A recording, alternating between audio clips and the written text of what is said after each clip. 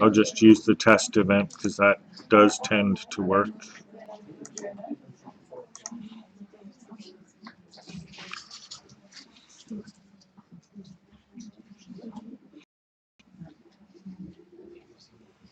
Don't say the stream is offline. It's not offline. Latest updates, live stream scheduling, improved YouTube.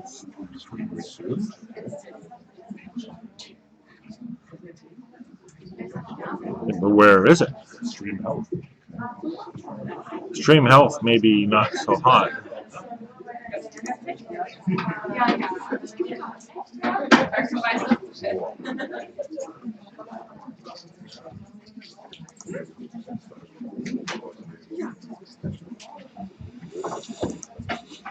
There we go.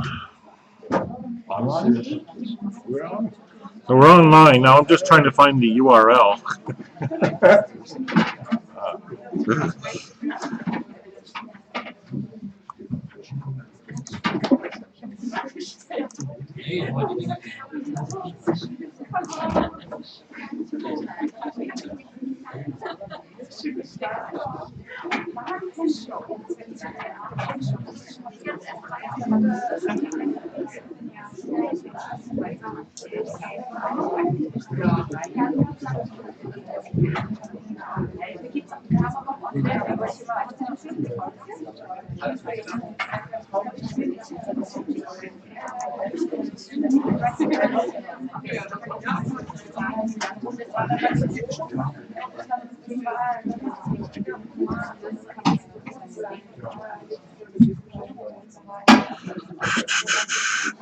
Yeah, that's what I should do. I should do it from here, and then you can walk it down this It'd be just like I was doing it from Canada.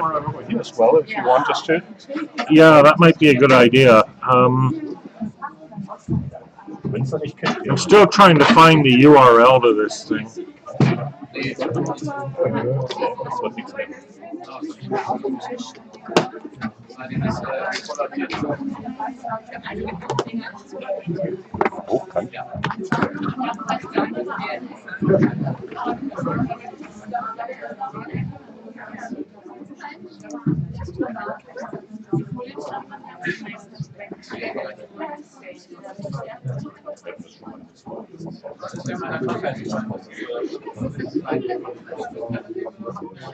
There we go.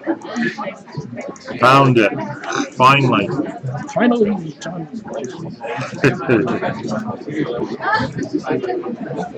Because if it's not tweeted, it doesn't exist. Right? Found it. Finally. Finally.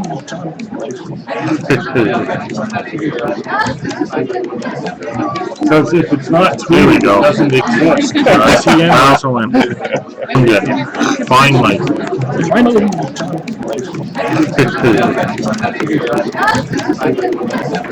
Because if it's not tweeted, it doesn't exist. Right? Finally. Finally. Okay. Yeah. Because if it's not tweeted, it doesn't exist. Right? Finally. Finally. Okay. Yeah. Because if it's not tweeted, it doesn't exist. Right? Finally. Finally. Okay.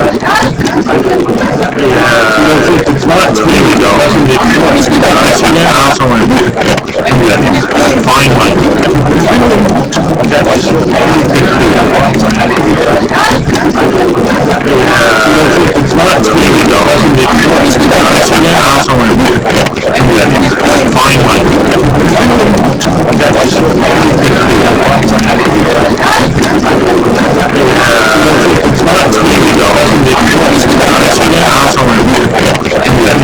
Finally. Ich habe gerade mit Steven vereinbart, dass ich ein paar Worte zu ihm sage und woher eigentlich dieser Kontakt jetzt gekommen ist.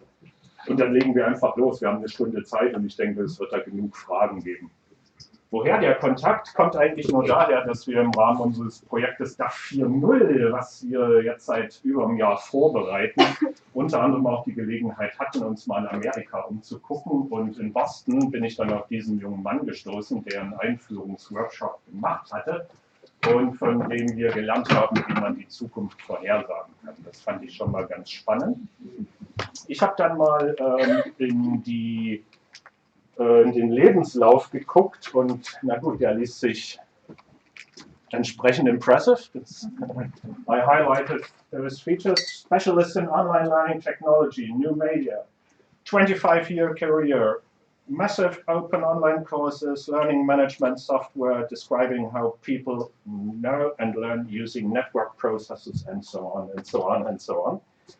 Stephen ist Mitglied des National Research Councils von Kanada seit 2001 und forscht auf dem Gebiet, wie funktioniert digitales, mobiles Lernen, was macht Adaptivität, aber er setzt ein bisschen einen anderen Schwerpunkt, nämlich nicht von der Technologie ausgehend, sondern eher da, wie funktioniert das Ganze in unseren Köpfen. Dazu werden wir heute, denke ich, eine ganze Menge hören. Ja, herzlichen Dank auch nochmal an die Kollegen von der Personalentwicklung, denn die haben das super organisiert. Wir haben die Technik zum Laufen bekommen und alles. Kommt rein, kommt rein, kommt rein.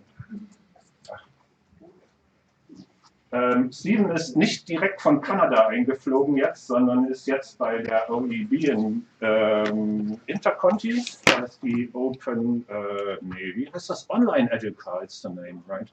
Online Educa Conference, die jetzt gerade in Berlin stattfindet, tritt dann heute Nachmittag auf. Nicht, dass ihr denkt, wir haben hier die Reisekosten verbrannt von Kanada oder sowas. Es wäre schön, wenn ihr beim Rausgehen, darauf sollte ich noch hinweisen, eine kurze Einschätzung abgebt. Da hinten steht die Pinnwand, was es euch gebracht hat und wie es gefallen hat. Okay, damit schon das Ende meines Vorworts. Die Veranstaltung heißt Impulse.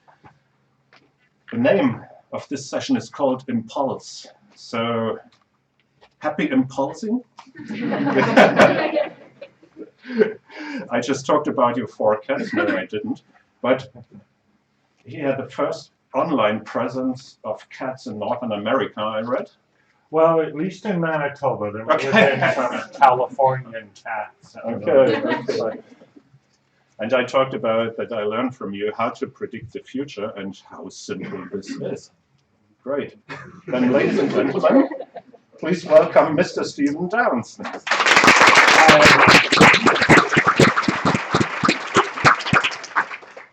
So first, because I want to capture this, if you could pass this back to the back, I could get someone to take a picture, because how often do you get standing on crowds? So we are live recording. It's being broadcast on YouTube Live. So if you say anything, there will be evidence. I'm also recording the audio in case the live recording fails, because sometimes it does. And I have my remote clicker here, also known as a mouse. So I know your seating arrangements are a little uncomfortable, so I won't take too long with the talk, but I do have a bunch of stuff that I said that I would say. I made promises, I have to keep them. But I'm certain to make sure there is time for questions. Also, I was told that at the beginning, the people who did not understand English very well might want to leave. So this is your chance to leave. It's a feature of the talks that I give. You can leave at any time. It's okay. So, oh, there's a delay. I'm using this new, what was it called? ClickShare. ClickShare technology. Very nice for those of you who are watching on the video. Might be one, might be none. That's my average audience, but people come and watch it later, so it's okay. So it's a nice thing. I plug it into the computer, and the camera is out there somewhere, which is great. Anyhow, so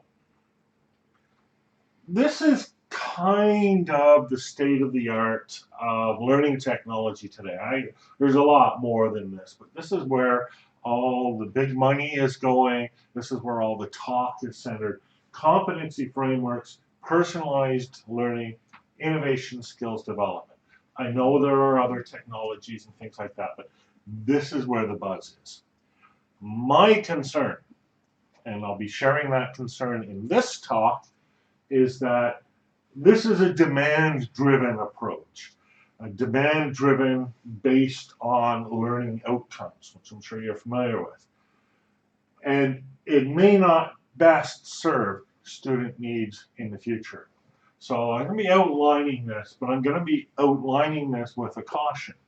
And the alternative, of course, which I propose, is something called personal learning, which is not the same as personalized learning. And I'll talk a bit about that as well. And I'll talk a bit about some of the tools, but more importantly, the framework for evaluating the approaches and the tools. How does that sound? Great. Okay. I always like to get approval because you never know. and you know, I can adapt. So let's begin with some competency frameworks. All right, so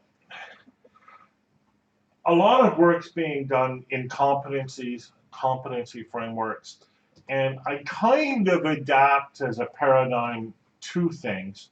One, the work that's being done in ADL's competency and skill systems. ADL stands for Advanced Distributed Learning. They're an agency set up by the US military for education standardization and to help commercial developers create products for military use.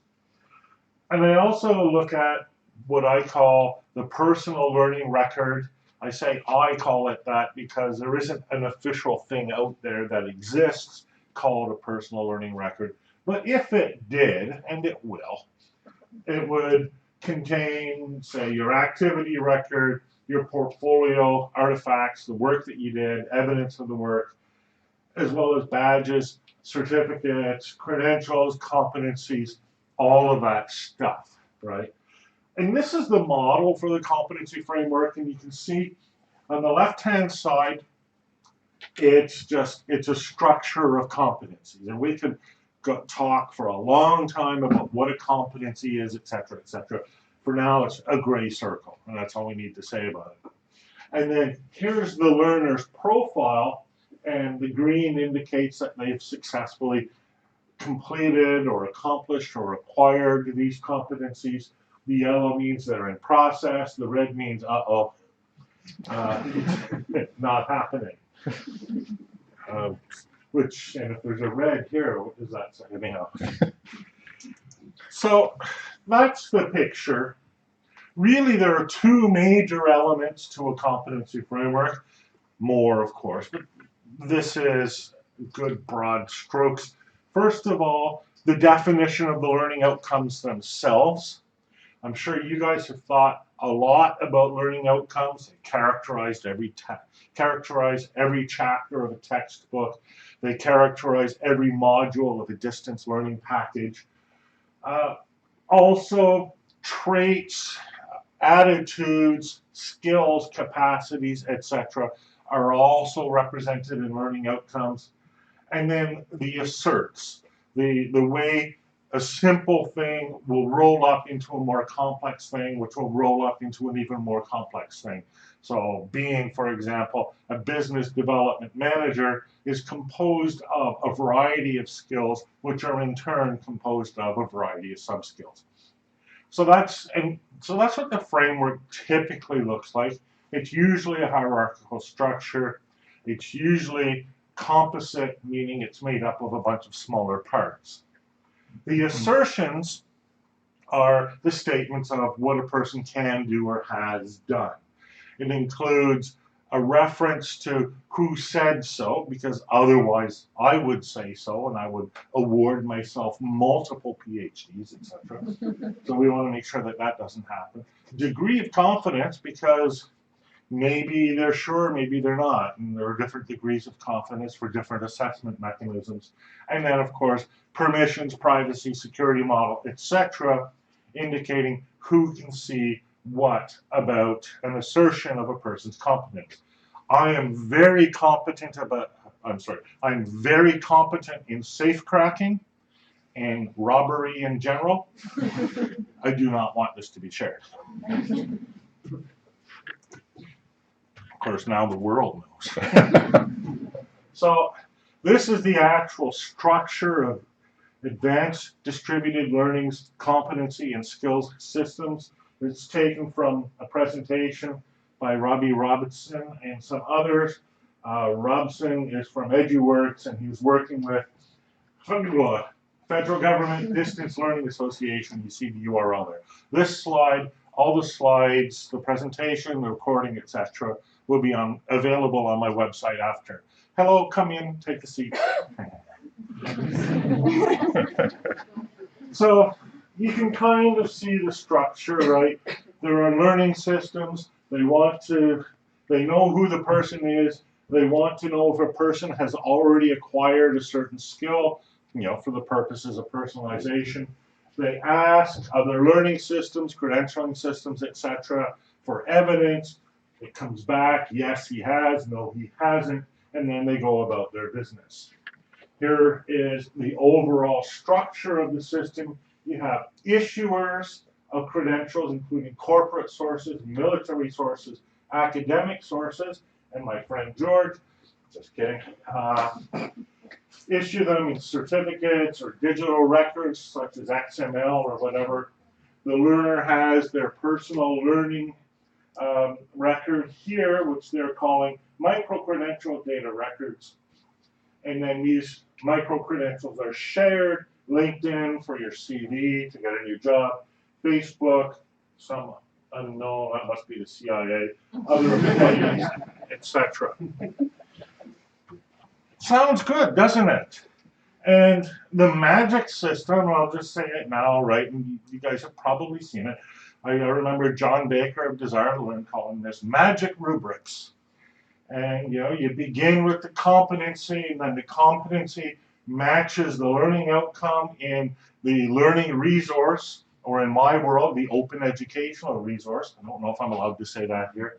And then it matches to the assessment mechanisms, learning activities, etc., and lines up with the credential, the badge or micro-credential or whatever, and these are stacked in order to produce an overall outcome, a diploma, or a degree.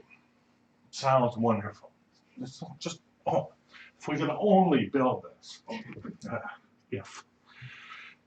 But I've seen all this before. I really have. I'm old. It's the semantic web. It really is.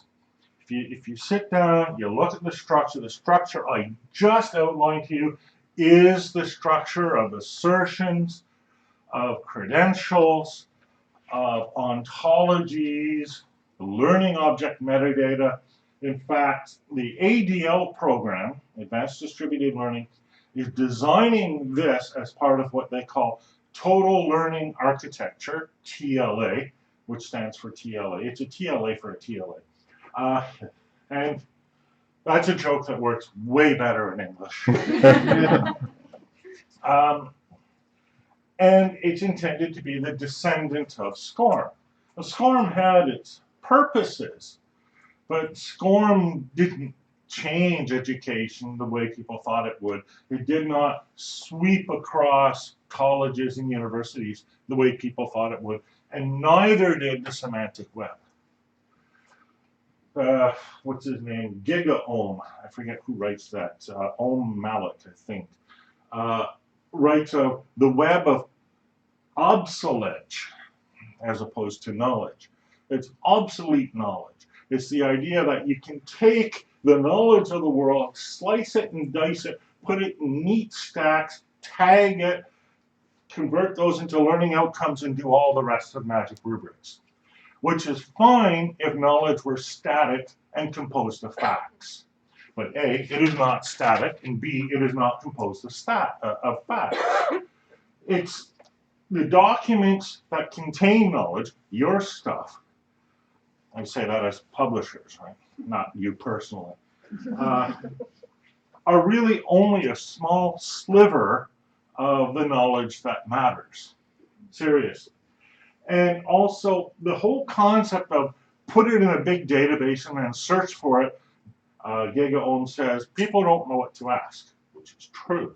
Put them on Google and they're trying this, they're trying that. They're terrible at finding things. And more to the point, information needs to find us when we need it. At every moment of every day, the context changes, the need changes, the specific type of information that we want changes. You're not going to get that in an outcomes-driven semantic web-described system. So, next, personalized learning. Again, now we're back in the old paradigm. And a lot of people have made a lot of promises about personalized learning. These promises haven't really been realized, but they're implementing things like learning analytics into learning management systems with the idea of customizing and tailoring the learning process toward that learning outcome.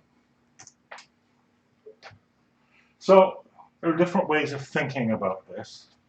One way we can think about this is the what of personalization, and those are the things on the side. We can personalize what we learn, what order we learn it in, whether we learn or relearn stuff that we already know, etc. We can tailor how we learn it. Now, of course, there are various people out there, Dan Willison and what's his name?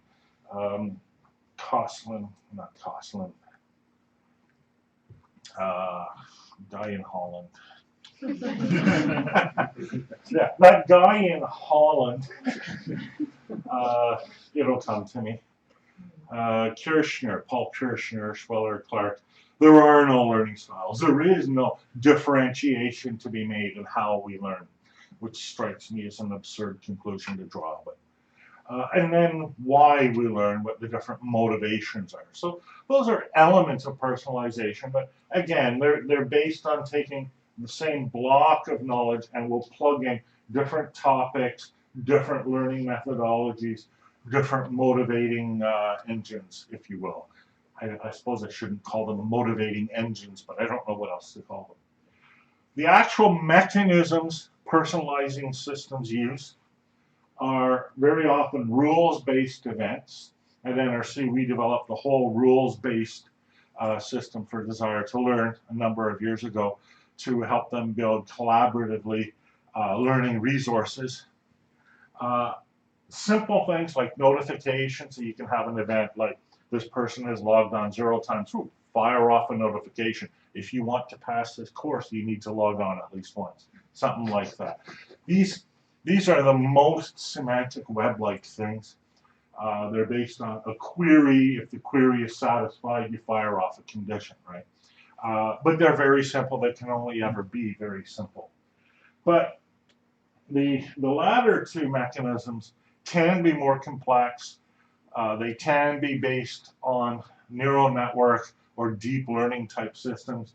They do things like create user models, which then answer the question what we learn, why we learn. So one type of user. They're very similar to personas in agile development. And adaptive learning, and again, this is learning that reshapes itself depending on what you do. If you pass the pre-test, you don't have to take the subject. If you pass the post-test, you move on to the next subject, etc. So I want you to think now about two approaches to doing this sort of thing. The traditional approach, the competency-based approach, the semantic-based approach is a content-based approach. The alternative that I advocate as an alternative is a practice-based approach. Now, the two are not mutually exclusive. You can see content will eventually lead us to practice. Practice will eventually lead us to content. So you're covering both things, but it's a shift of emphasis, a shift of focus, a shift of a table. But the perspective is totally different. In the content-based approach, you're defining an ideal state from which you will start. That ideal state is what is described in the learning objectives. It is what is described as the competence. Is able to change a tire, say, right? And then you learn the content, and then should it ever come up, you practice it. And if you have a teacher, the teacher will test you to see if you can successfully change a tire. The other approach, it begins with the practice. So I've probably just moved off my screen there, but so you're out on the highway and you've got a flat, right? Your desired state is to not have a flat, all right? So you try to change your tire, which produces content. Now, you might want to do this before you're out on the highway, but the thing is, you try it, it produces content, either you get a new tire or not, but the person who's helping you isn't testing you. That would be absurd. You're already being tested by the environment. The person is there to help you, to try to change the tire. So you're out on the highway, you call, tires are Russ, or your friendly publishing company. How do I change a tire? It's cold, it's dark, and I'm on the Autobahn. Okay. So you can see there are strengths and weaknesses to both approaches. But clearly, the content-defined approach can't cover everything because you can't cover all of the possibilities where you'll need to practice something. Just think of your day-to-day life. Could you learn everything in advance and then go through your day? Or during the day, do you have to figure stuff out? And I would say, for most of us, if not all of us, during the day, we have to figure stuff out. We have to think about what we're doing. Put the quarter in the vending machine doesn't work. Now what? You have to figure it out. You're not going to learn ahead of time what to do. That would be absurd. So, how does the process work? In the content-based approach, we have what is sometimes thought of as a gap analysis, right?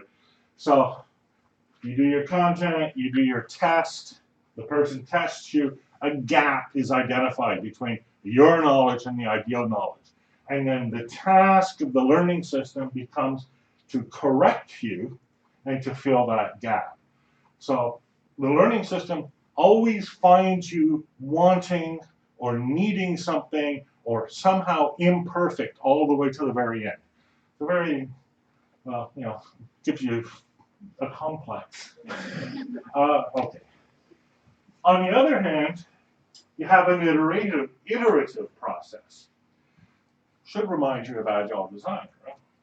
You try it, you get your results, you get some feedback, that gives you an opportunity to try again. This would actually work on the side of the highway.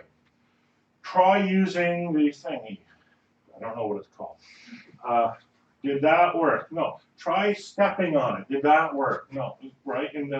Typically, when you're getting actual support, performance support, it's happening on an iterative, interactive basis. Okay. So the metaphors we use to describe the two systems are also very different. This is you guys. This is where you want to be. Okay, that's a bit abrupt. But if you think about it, right, this is the library model. Learning is a path, sometimes with loops and branches, toward a destination. But you always have this destination. You've predefined the destination.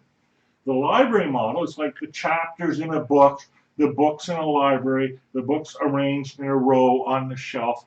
It's a progression, it's a path. As compared to this kind of model, remember how I described it. I described the scene, an environment. You're on the highway, right? That's a place. Things are happening. There isn't a predefined sequence. Two different ways of looking at learning. Now, I have the habit of saying, this is wrong, this is right. But of course, there's room for both. But it would be absurd to suppose that all learning is this.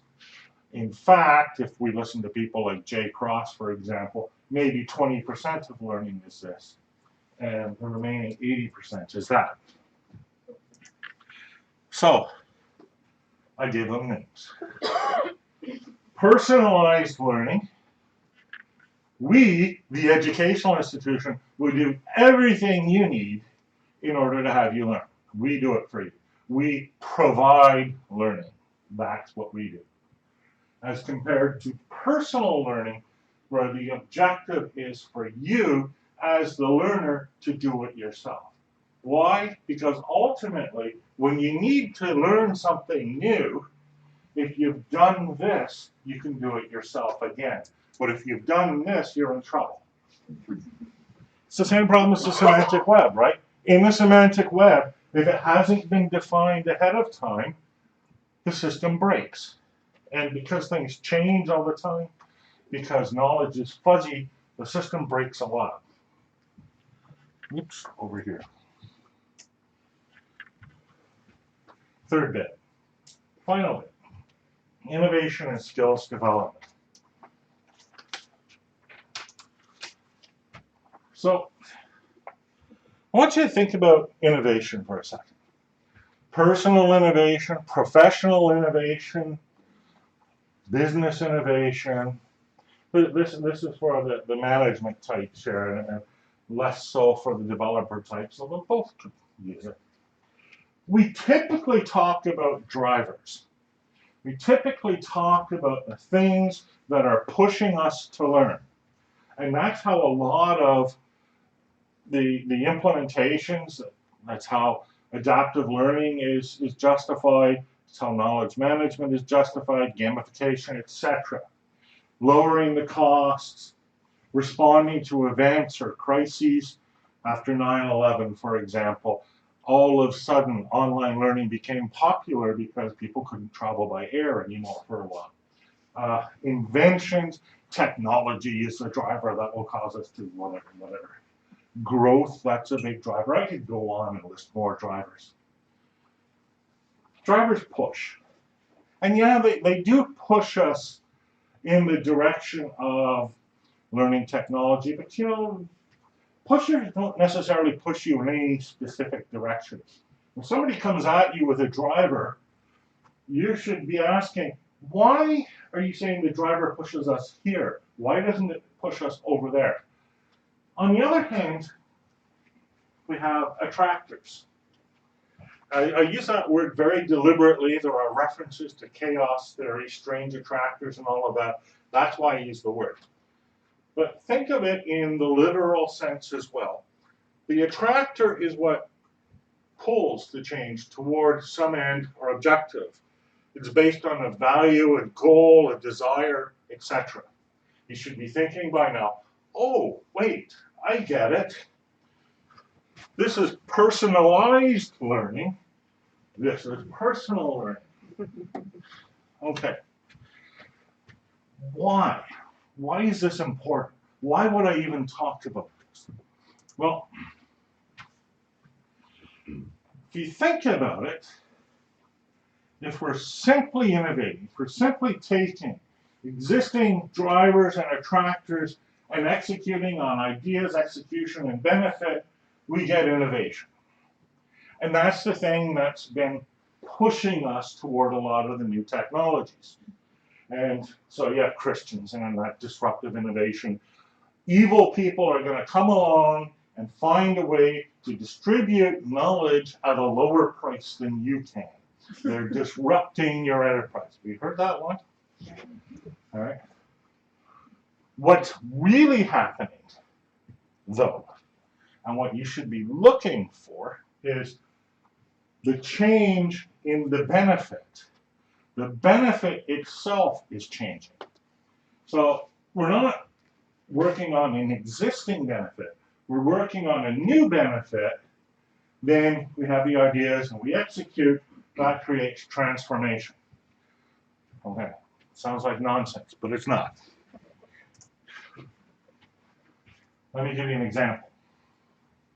So this is drawn completely at random from Jessie Lynn Stoner, who's describing a book by Whitney Johnson called Disrupt Yourself. I found it while searching on Google for disrupt. What I like about searching on Google is you never know what you're going to find. Right? You can't actually find a specific thing on Google. You find strange serendipitous things, which I then adapt into my talks. So, okay. What their story is, and it's a good story, which is why I used it, is originally, back in prehistory, like 20 years ago, I was actually, in the job market. The original idea was you'd have a job for life, or at least a good portion of that. You as an employer, you as an employee would offer loyalty. And, I worked with a government organization. I still get that. Your primary loyalty is to the National Research Council. I didn't say that. And then you climb a career path. Researcher, team leader, director, general manager, vice president, president. Then they confused us all and created a matrix. But anyhow, and that's it. That's your path, right?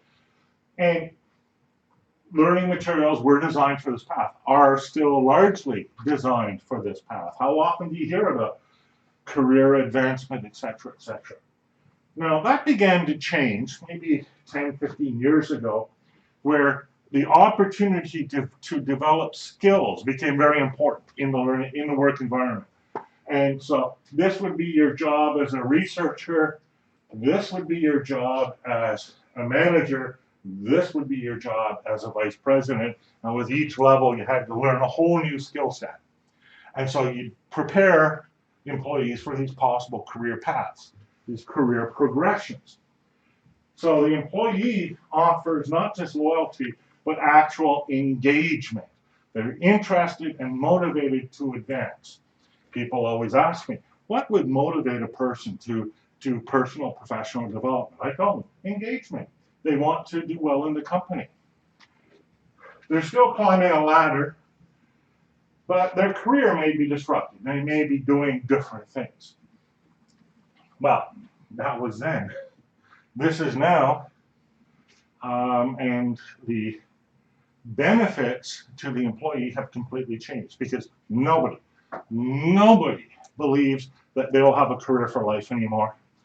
Nobody even believes this whole ladder thing, this whole path thing, right? Because we know it's a lie, right? Sorry, managers, I'm very sorry. Your employees do not trust you, nor should they.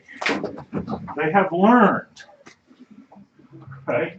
So they're sitting here working on agile development and learning outcomes in that, but they're thinking about maybe there's a better career up the road, right? They are looking to learn for their next career in a different company, maybe in a different industry, and they expect to do it on your dime. And you should provide that. What they are offering you now is not loyalty, not engagement, because they know you won't repay that.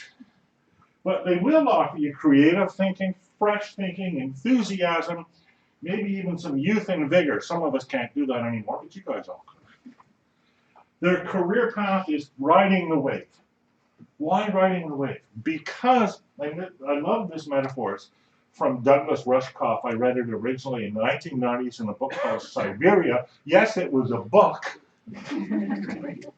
I hardly read books anymore because I can't access them on the internet because they always want money. I don't have money.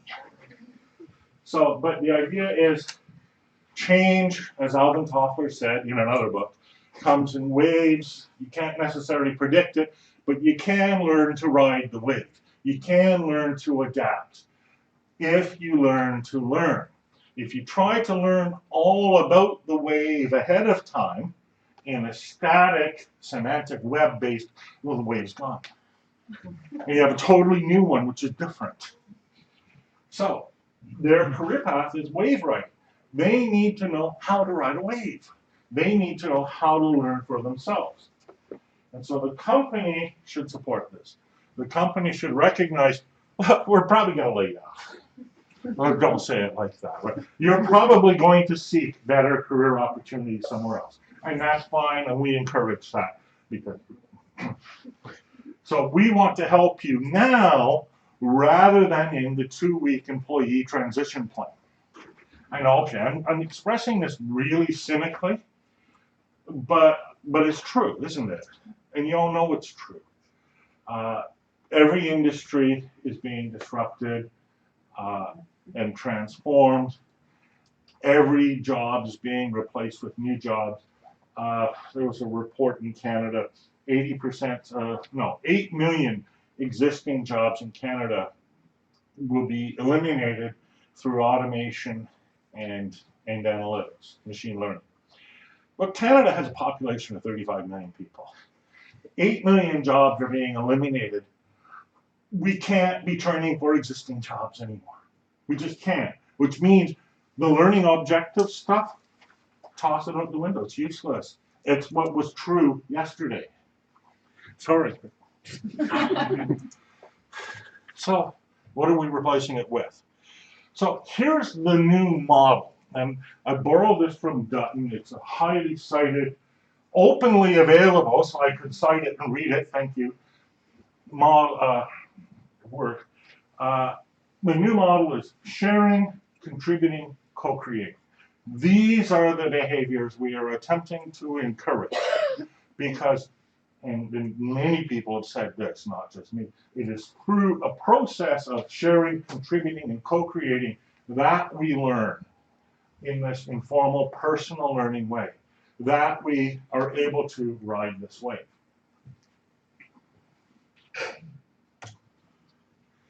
So, I did promise in my outline, talk about some of the new technologies and new trends with respect to personal learning environments and personal learning generally. These are a bunch of the trends that are current on the scene. Open online learning, MOOCs, stuff like that. Learning analytics, personalized learning, competencies, badges, blockchain security, in which Don Tapscott gives his son Alex a new career. Very interesting thing there. Virtual personal assistants. I'm just waiting for mine. I want one. I also want one. Internet of Things, virtual reality, games and gamification. I could go through all of those. I could give you examples, but you can look all of that up on Google. Just type those terms into Google, and who knows what you'll get. It's different for everyone.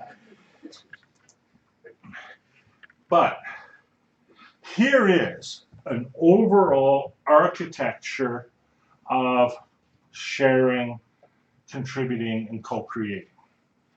It's the mechanism that would be employed by an individual practicing personal learning in a learning environment, not simply changing a tire, but in actual performance support, work and performance support.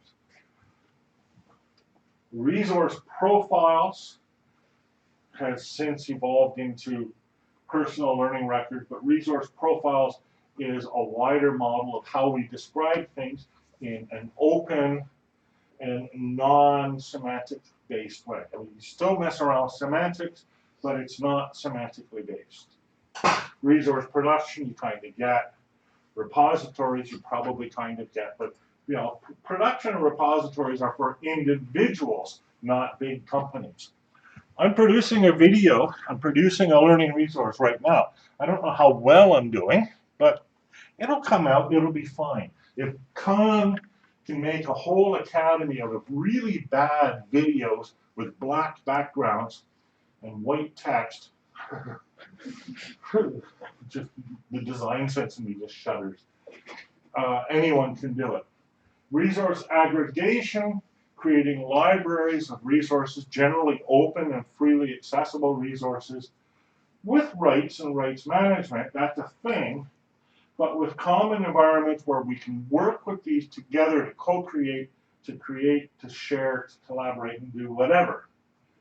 Our personal identity plays a role in this for authentication and for credit and recognition, and it's all part of a community that is built through individuals and syndicated resources. I know it's a real quick sketch. How do you take all of those things that were possibilities, map them against that, and sort out what would be a good thing to pursue and what would be a bad thing to pursue? I can't answer, pursue this, don't pursue it. Well, I could answer that, but I won't, because it's better if you think of it for yourself. But here is the framework that I use. It's a mess, I'm sorry. Okay, so the contributing, collaborating, co-creating, etc. is based on a set of values for working in an open environment. The actual method is described in a set of skills, and then the literacies are the capacities that individuals need to have in order to work in this environment. So the values, these are the differentiators between what I would call good sharing, learning, and networking technology and poor sharing, learning, and network technology. They are, because it's too small to read, autonomy, diversity, openness, and interactivity. Systems that promote those values are more likely to be successful, more likely to be useful in personal learning.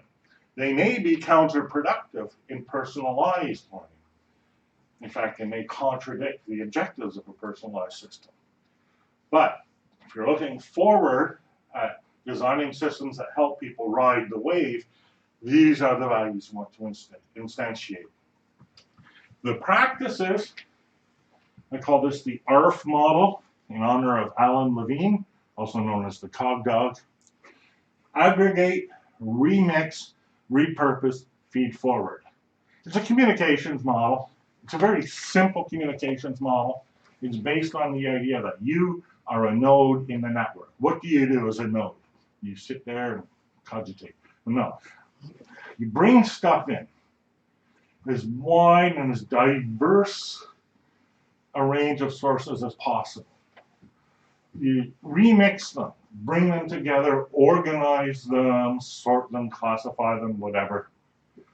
You repurpose them, rewrite them in your own language, shape them to your own needs, and then you feed them forward, preferably openly and freely, so that you contribute to the community. Why do you contribute to the community? So the community will contribute back, you can get new stuff in, and you can go through the process all over again.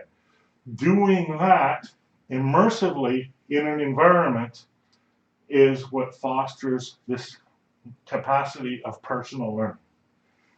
Finally, the literacies, they're similar to the literacies of a language, but they go a bit beyond that. Syntax, semantics, context, use, cognition, and change. These are core capacities, core abilities of a person to be able to, if you will, ride the wave. Syntax, for example, isn't just rules and structures. It's pattern recognition, similarity recognition, categorization, commonalities, things like that. Any sort of assembling of things together. Semantics, meanings, values, goals, objectives, purposes, not just being able to have them, although that's a challenge for many people, but being able to see them as well in other people. Context, you kind of get what context is. Use, understanding, as Wittgenstein said, meaning is use, use is meaning, knowing that to know something isn't just to know something, it is to do something and do something with it. Cognition, the forms of inference, argumentation, explanation, definition and description. These are all advanced skills, not the basics of reasoning. And then change, understanding processes of change, being able to distinguish between an exponential change and a cycle, for example, etc. So that's all I have to say. And that's where my thing fails. There we go. So as I say, my presentation will be available on this website. It was a bit of a hurried rush through the topic, but I hope you got out of it the idea that content, the very nature of content is changing. The nature of learning is changing. It's not about teaching people content anymore. It's about creating capacities whereby a person can learn on their own, which means that the product, the benefit that is being delivered is not knowledge, but it is the capacity to work interactively in a learning environment which affords the possibility of growth and change and adaptivity to a new environment. Thank you very much.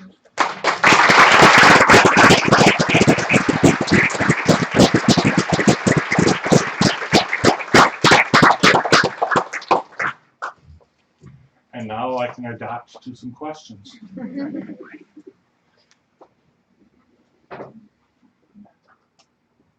I would like to know with your last picture if it's there are different chests in it, like a 3D chess game, and is Yes. it does it mean is there a progress in it from No, it's an environment.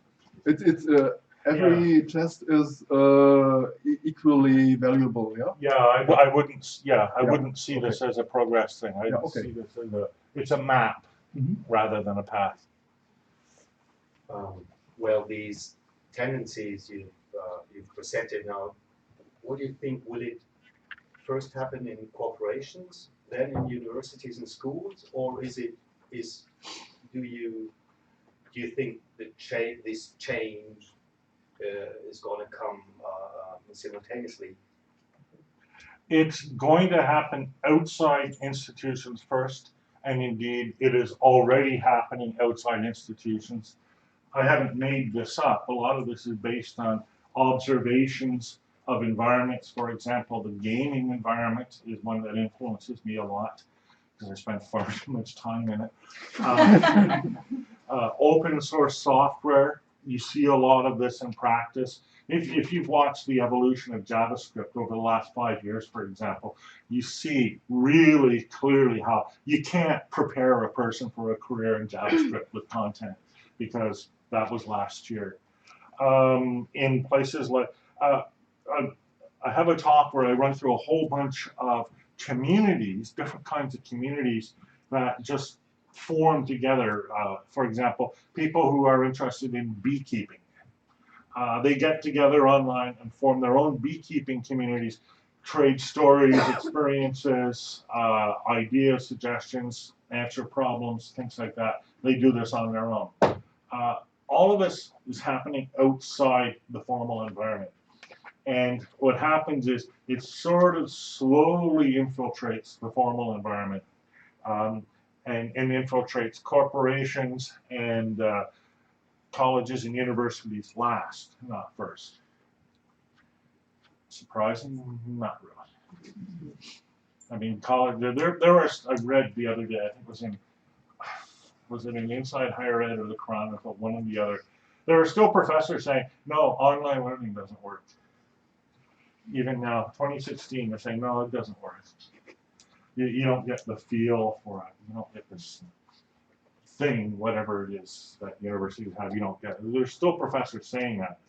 And the universities will be the last to wholeheartedly, enthusiastically adopt anything like this. Their business model is almost entirely the opposite, right? It's based on giving you a whole bunch of content and preparing you. But it isn't either. And you know, you have to understand with universities, and to a degree with corporations, as they shift with the changing values, the changing benefit that people are expecting, what people especially in universities, but also corporations, are looking for more and more is not just this ability to learn, but also this ability to form networks, to co-create, to collaborate, and to grow in a cluster or a group or a network of people.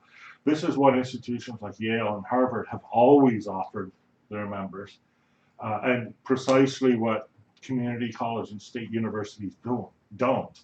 But this is changing over time, and this networking capacity is becoming more recognized by universities as ultimately what their value proposition is. It's not knowledge anymore, that would be silly. More questions you mentioned.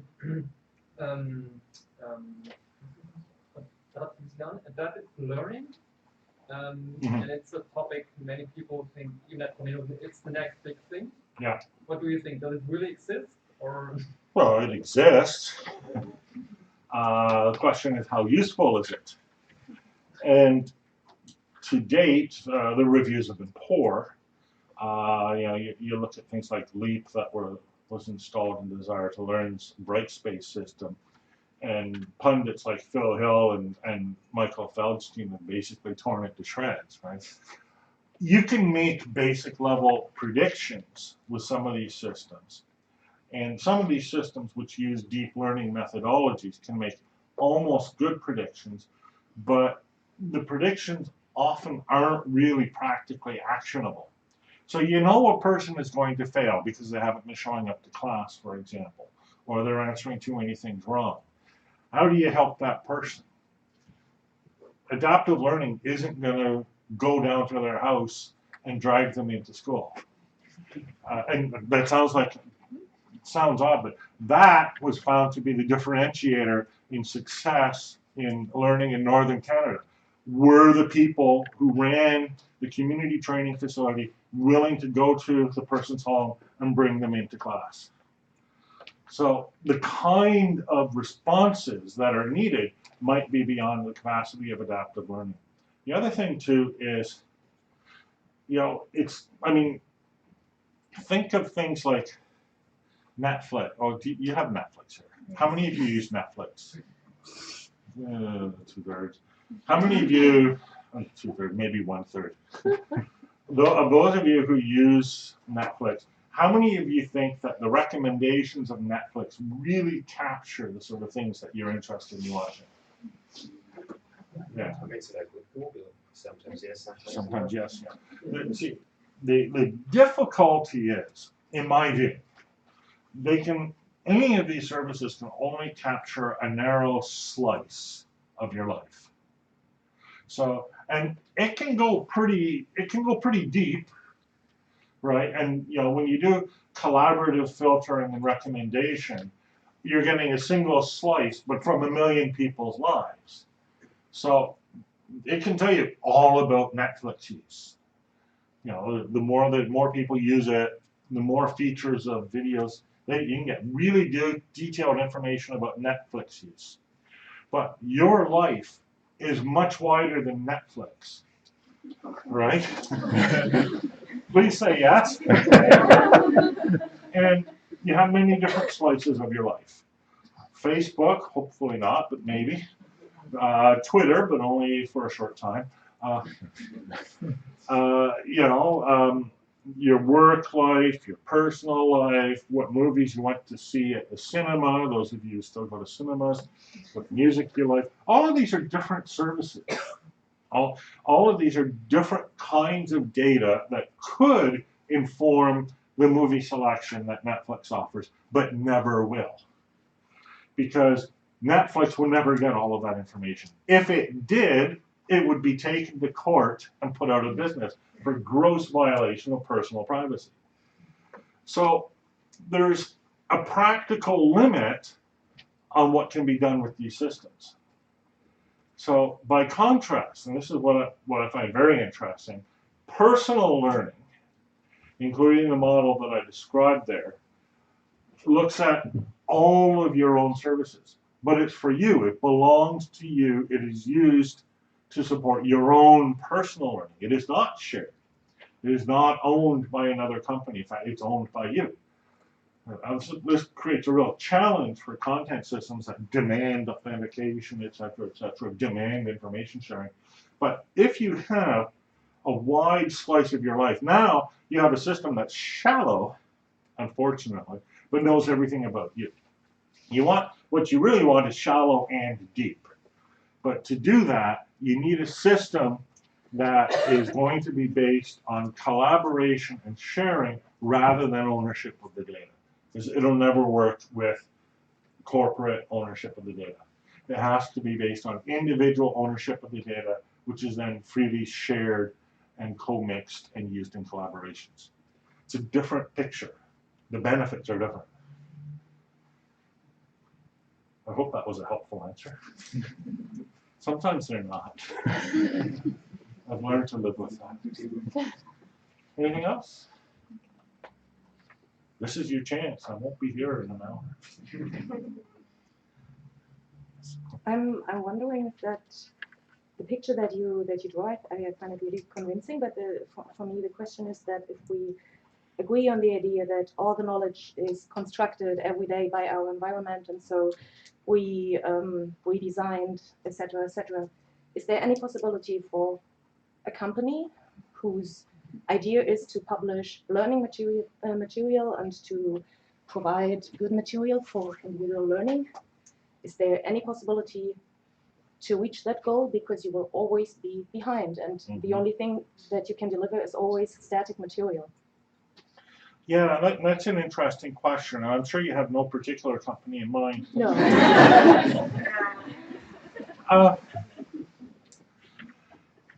There is a role, because people are still interested in static material, but not insofar as it's designed specifically for a particular objective.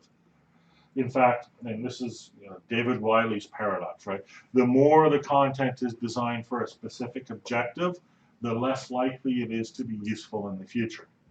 It's the reusability paradox. But I'm building static content right now as I speak. I'm doing it dynamically, interactively, adaptively, but I'm recording a video. Hi, video people. I've got my slides. I'll save them all on a nice presentation page.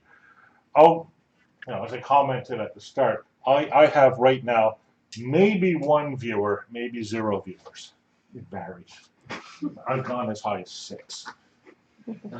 But in the weeks that follow, I'll get several hundred. In the years that follow, I'll get several thousand viewers.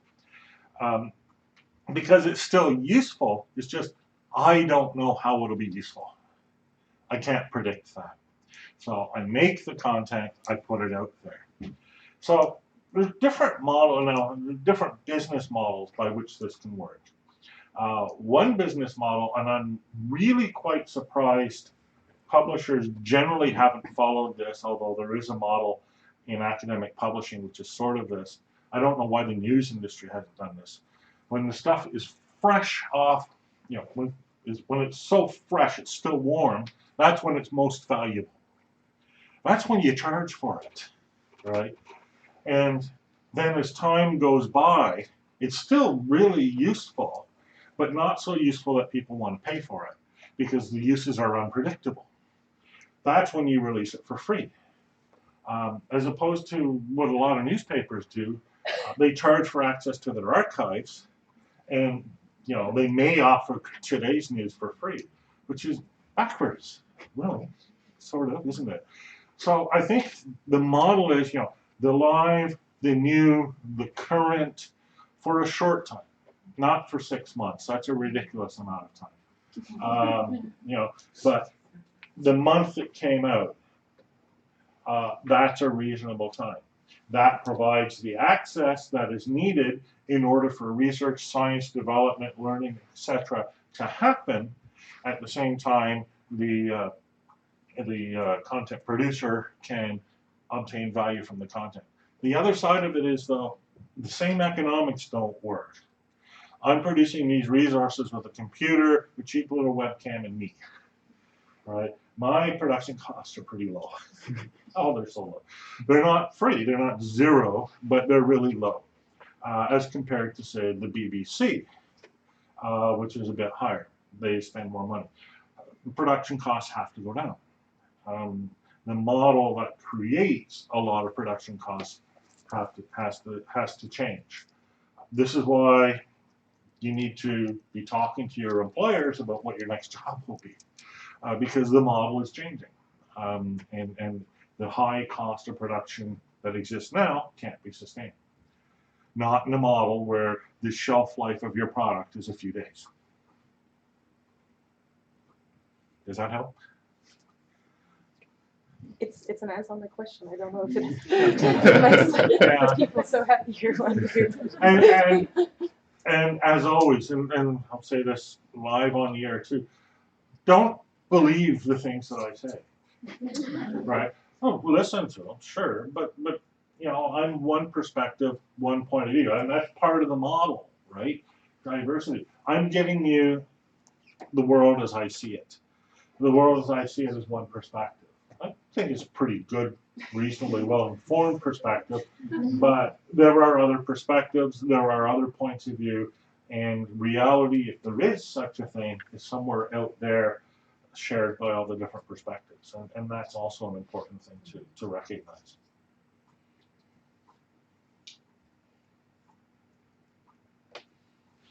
Okay, wonderful. I think we're good. Yeah. I think people are hungry. Yeah. Hunger is overwhelming. 12:02. This is German accuracy. Great. German accuracy, the clock's there, it is different from Yeah. the Okay. Got us. clock. That's okay. NRC does the official time signal for all of Canada, yet all of the clocks in our buildings are wrong. Thanks a lot, Stephen, for this inspiring talk. Thank you for taking us on a ride through learning theory, through philosophy. Thank you for burning those career ladders. I mean, it might be disappointing to some not in this room. Yeah, thanks a lot. Hope to have you here sometime again. Maybe this year, next year, I don't know. And have a good stay in Berlin. Thank you. Thank you.